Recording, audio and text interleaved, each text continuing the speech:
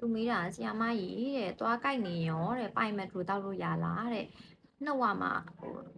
ဈေးကမ်းမရှိတဲ့နေရာရောက်နေလို့တဲ့နော်အဲ့တော့ပိုင်မက်ထရိုတောက်လို့ရလားဆိုတော့တို့ဒီသွားကြိုက်တာသွားနာတာတွေကြတော့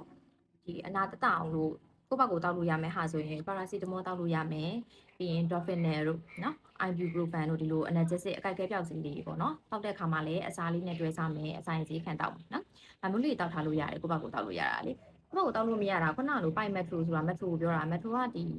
ဒါတို့ပိုးသက်စီပေါ့နော်ပိုးသက်စီကြတော့ကြောင်ညွန်ကြကြမပါပဲနဲ့ဟိုတလုံးလောက်တောက်လိုက်လို့လည်းသွားကြိုက်ကတက်တာမှမဟုတ်ဘူးနော်အဲ့တော့ဒီသွားစီအောင်ဝင်နေလဲသူတို့လိုအပ်မှာပဲပြီးမှလေနော်အဲ့တော့ဒီဟိုအဲ့လိုမျိုးဟိုမက်ထရိုတော့တောက်စရာမလိုပါဘူးလောဆယ်စေးုံစေကန်သွားလို့မရသေးဘူးဆိုရင်တော့ပါရာလေးတောက်ထားလို့ရတယ်နော်ပြီးရင်သွားအဲ့လိုကြိုက်နေတဲ့အချိန်ကျတော့အေးဟိုစားရည်လေးလေစားရည်လေးပလုတ်ကျင်းတာမျိုးလေးလုပ်လို့ရတယ်နော်ပြီးရင်အရင်အစားမာတဲ့ဟာကြီးမဝါနဲ့ပေါ့နော်ပြီးအစားစားပြီးတိုင်းပလုတ်ကျင်းမယ်သွားတော့တနေ့ကိုမနေ့တစ်ချိန်ညချိန်တခြားတိုက်မယ်ဒါလေးခဏလုပ်ထားမယ်ပေါ့နော်ဒါပေမဲ့နှုတ်မှပြောင်းမဲ့ဟာကတော့လေသွားနှုတ်မှပဲရမှာဆိုတော့အဆင်ပြေတဲ့အချိန်တော့နှုတ်လိုက်ပါနော်